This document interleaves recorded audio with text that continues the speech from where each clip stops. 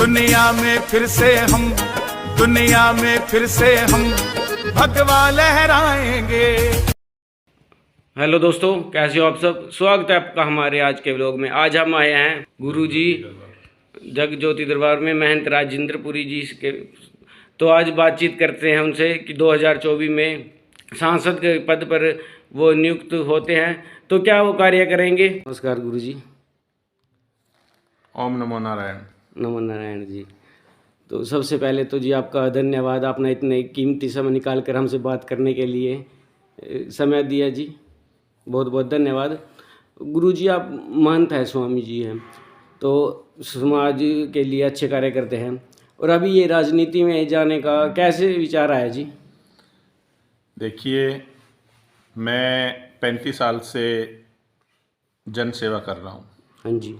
35 साल से इस फील्ड में हूँ, लोगों की सेवा कर रहा हूँ, शादियाँ करवा रहे हैं बच्चियों की, गौशाला चला रहे हैं, और भी जितने धार्मिक कार्य हैं उनको हम कर रहे हैं जगज्योति दरबार की इशारे से, उनकी मदद से। अब मेरा तो अपना कोई विचार नहीं था राजनीति में आने का, लेकिन पूरा कुरुक्षेत्र लोकसभा ये चाहती है कि बाबा जी आप राजनीति में आओ। तो जब हमारी संगत या हमारे इलाके की जो हमारे भक्तगण हैं वो चाहते हैं, तो उसके लिए फिर हम राजनीति में भी आने के लिए तैयार हैं। कुछ हिंदू धर्म के लिए दो शब्द। हिंदू धर्म के लिए देखिए, सनातन धर्म में हमने जन्म लिया है। हाँ जी। और हमें इस चीज़ का बहुत मान है, ठीक है। हाँ जी। लेकिन आज हमारे सनातन में क्या हो रहा है, हिंदू धर्म में क्या हो रहा है कि लोग एक बेटा और एक बेटी तक सीमित रह गए हैं। ठीक है जी। ठीक है। हम कहते हैं कि बेटियां तो चाहे दो हों, लेकिन बेटे भी दो हों, क्योंकि बेटे के बिना हम अपने सनातन धर्म की रक्षा नहीं कर सकते। ठीक है। तो सनातन धर्म को अगर बचाना है तो आपको दो बेटे पैदा करने ही पड़ेंगे। तो दो बेटे होने चाहिए हर घर में। बाकी जो लोगों की सोच है हम दो हमारे दो, या फिर ज़मीनें बंट जाएंगी, मकान बंट जाएंगे, तो ये सोच गलत है। हाँ जी। अगर ऐसे ही सनातन धर्म कम होता गया तो फिर जो सनातन के विपक्ष में है, विरोध में है लोग, वो कब्जा कर लेंगे जी। तो जब सब कुछ खत्म हो जाएगा फिर सनातन कहाँ रहेगा। तो इसलिए सनातन की रक्षा के लिए दो बेटे होना बहुत ज़रूरी है। और गुरुजी जैसे ये गौ रक्षा मतलब गौशाला है आपकी, तो ये कुछ लोग फिर उनको सड़कों पर आप भी देखते ही होंगे कितना बुरा हाल है। एक तरफ हम गाय को माँ का दर्जा देते हैं और दूसरी तरफ हम उनको दूध। देखिए, इसमें मैं तो यही कहूँगा कि जब हम अपनी माँ को ही छोड़ रहे हैं, हाँ जी, ठीक है, गऊ हमारी माता है, हिंदू धर्म के ये हमारे संस्कार हैं कि गऊ हमारी माता है और है भी है। हाँ जी। तो जब हम अपनी माँ को ही छोड़ रहे हैं तो फिर हमें कौन बचाएगा, हमें कोई नहीं बचा सकता।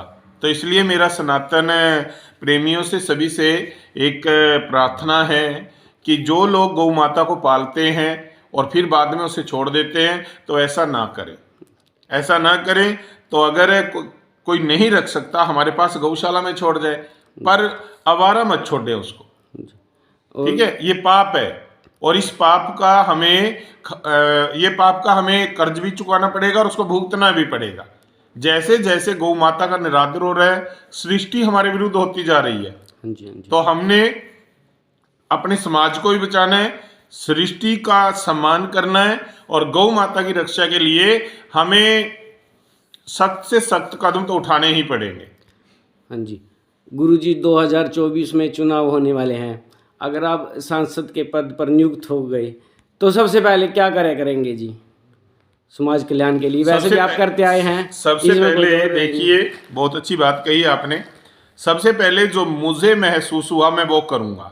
मुझे क्या महसूस हुआ कि जो गरीब आदमी है, गरीब हमारा सनातनी भाई है, उस तक हमारी सरकारी सेवाएं हैं जो काफ़ी मैंने खुद फील्ड में जाकर देखी हैं, वो नहीं पहुंच पा रही हैं जी। काफ़ी लोग आज भी हमारे उस चीज़ के हकदार होकर भी उन्हें वो हक नहीं मिल रहा है।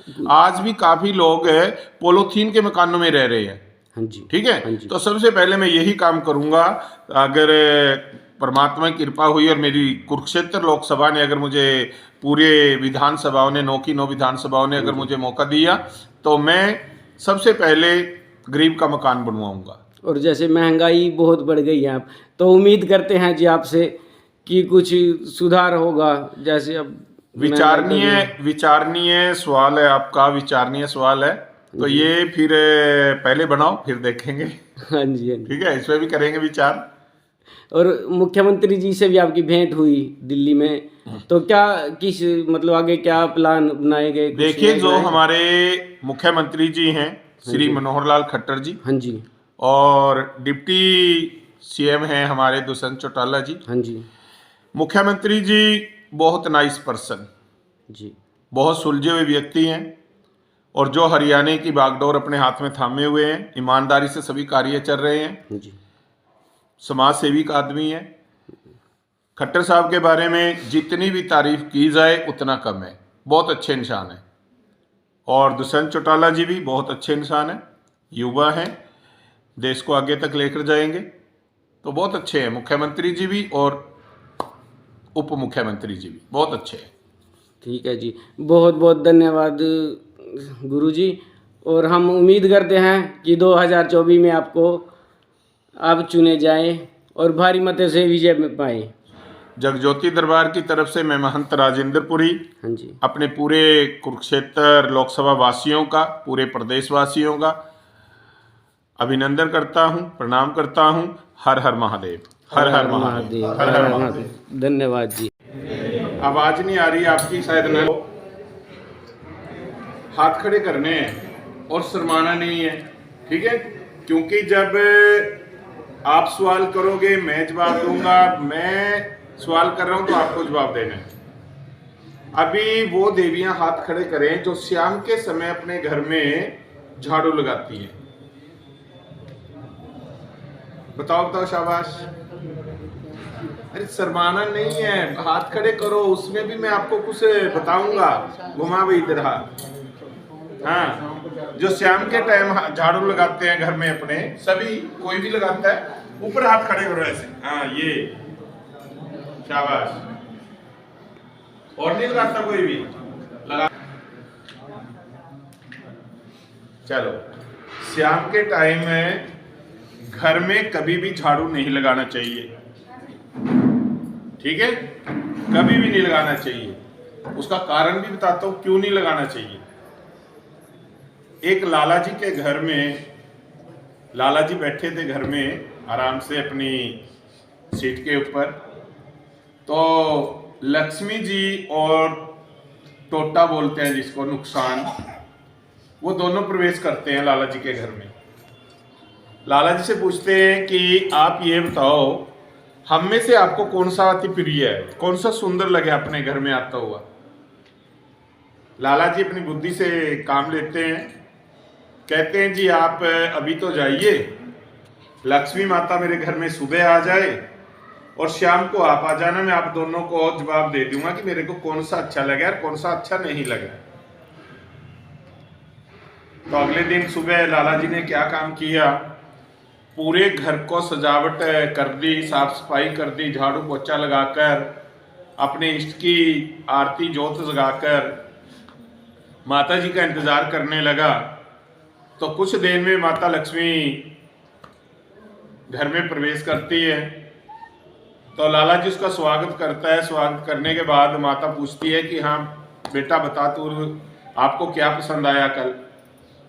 तो लाला जी कहते हैं कि माता रानी, जब अब आप मेरे घर आई है ना, अब आप मुझे आती हुई बहुत अच्छी लगी है, आप मेरे घर आती रहा करो। तो लक्ष्मी जी आशीर्वाद देती है कि मैं हर उस प्राणी के घर जाऊंगी जो सुबह उठकर भगवान की पूजा करेगा, अपने घर में साफ सफाई करेगा, झाड़ू लगाएगा, मैं हर उस व्यक्ति के घर जाऊंगी, ठीक है। और लाला जी पे तो प्रसन्न हो ही गई थी माता लक्ष्मी, वहीं वास करने लगी। तो शाम के टाइम फिर नुकसान की जिम्मेवारी थी घर आना, लाला जी के घर। तो शाम के टाइम उन्होंने क्या काम किया कोई झाड़ू नहीं, कोई पोछा नहीं, कुछ नहीं लगाया। पता था कि नुकसान देवता भी आएंगे। तो जैसे ही आए तो आने के बाद उन्होंने भी पूछा भी हाँ बताओ भाई, अब आपको मेरे आने पर खुशी हुई या मेरे जाने पर खुशी हुई? तो लाला जी अपनी बुद्धि से जवाब देते हैं कि जब लक्ष्मी जी आती है तब तो लक्ष्मी जी आती ही सुंदर लगती है, और जब आप जा रहे थे ना कल, आप जाते हुए अति प्रिय लग रहे थे, बहुत प्रिय लग रहे थे आप। तो नुकसान भी खुश भी हाँ इन्हें मेरी तारीफ करी है और मैं तो जाता हुआ ही अच्छा लगता हूं। ठीक है, तो इसलिए अगर किसी ने भी अपने घर में नुकसान को बुलाना है तो शाम के टाइम झाड़ू लगाया करो, नहीं तो शाम को झाड़ू नहीं लगाना चाहिए, कभी भी ना लगाओ शाम के टाइम झाड़ू। ठीक है, झाड़ू कभी भी शाम को नहीं लगना चाहिए। सुबह झाड़ू लगाओ अपने घर में, धूप बत्ती करो अपने देवी देवता की, और अपने सनातन के लिए कुछ ना कुछ जाप हम जो भी कर सकते हैं वो करो। ठीक है भाई, और ईश्वर का ध्यान करो। अब कई कहते हैं कि भक्ति कैसे बढ़ेगी? भक्ति भाव से बढ़ती है और जाप से बढ़ती है। जितना जाप करोगे, एक माला ले लो, हर रोज जितनी देर भी माला पढ़ सकते हो, माला के ऊपर भगवान का नाम जप सकते हो तो जाप करो। जितना आप लोग जाप करोगे उस जाप से भक्ति बढ़ेगी, और जब भक्ति बढ़ेगी तो भगवान के दर्शन होंगे। ठीक है, कैसे हुए ये भी बता देता हूं। मीरा जी ने याद किया, भगवान मिल गया। भक्त धन्य जी ने याद किया, भगवान मिल गया। द्रौपदी जी ने पुकारा, भगवान आ गया। ठीक है, तो आप लोग अपने भाव बढ़ाओ तो भगवान जरूर आता है। जय श्री राम, हर हर महादेव। दूसरा एक सत्य और, लोग मृत्यु से डरते हैं। हर प्राणी को डर लगता है मृत्यु से, और जबकि ये सच्चाई है कि एक दिन जाना सबको है। तो एक दिन आप कितना ही बचाव कर लीजिए, जब उसका बुलावा आएगा तो जाना पड़ेगा। एक दिन भगवान विष्णु अपने वाहन गरुड़ जी पे सवार होकर कैलाश पर्वत के लिए निकल पड़ते हैं, भगवान शिव के दर्शन करने के लिए। जैसे ही कैलाश पे पहुंचते हैं तो विष्णु जी तो भगवान शिव से मिलने के लिए चले जाते हैं, और जो गरुड़ जी हैं, गरुड़ जी वहाँ कैलाश पर्वत की शोभा को देखकर मंत्रमुग्ध हो जाते हैं। और उसी दौरान उन्हें एक चिड़िया दिखती है वहाँ पर। चिड़िया इतनी सुंदर थी कि गरुड़ जी देखने लगे कि देखो ये शिव की कृपा है कि इतनी सुंदर चिड़िया है यहाँ पर। ऐसा गरुड़ जी सोच ही रहे थे कि इतनी देर में कैलाश पर्वत पर काल देवता जो है उनका आगमन हो जाता है। आगमन होते ही काल देवता उस चिड़ी की तरफ देखते हैं, 2 मिनट टकटकी लगाकर देखते रहते हैं, और गरुड़ जी ये सोचते हैं भी इस चिड़िया का तो अब समय आ गया। काल देवता शिव जी से मिलने चले जाते हैं। वो भी गरुड़ देवता सोचते हैं कि जब तक जैसे ही काल देवता बाहर आएंगे भगवान शिव से मुलाकात करके तो ये चिड़ी को मार देंगे। उनके मन में आता है कि क्यों ना मैं इस चिड़ी को यहाँ से 1000 किलोमीटर दूर कहीं छोड़ आऊं। तो गरुड़ देवता अपने पंजों में चिड़ी को बिठाकर वहां से 1000 किलोमीटर दूर छोड़ आते हैं। जैसे ही छोड़कर आते हैं तो उनके आने के तुरंत बाद जो काल देवता है वो शिव जी से मुलाकात करके गुफा से बाहर आ जाते हैं। गुफा से बाहर आने पर तो गरुड़ देवता से रहा नहीं जाता, वो काल देवता के आमने सामने होकर पूछ ही लेते हैं कि महाराज आप उस चिड़ी को इतने ध्यान से क्यों देख रहे थे, क्या उसका समय आ गया था? तो काल देवता जवाब देते हैं गरुड़ देवता को कि नहीं गरुड़ जी, मैं तो ये सोच रहा था कि इस चिड़ी को यहाँ से 1000 किलोमीटर दूर एक सर्प ने खाना था और ये यहाँ से 1000 किलोमीटर दूर कैसे जाएगी।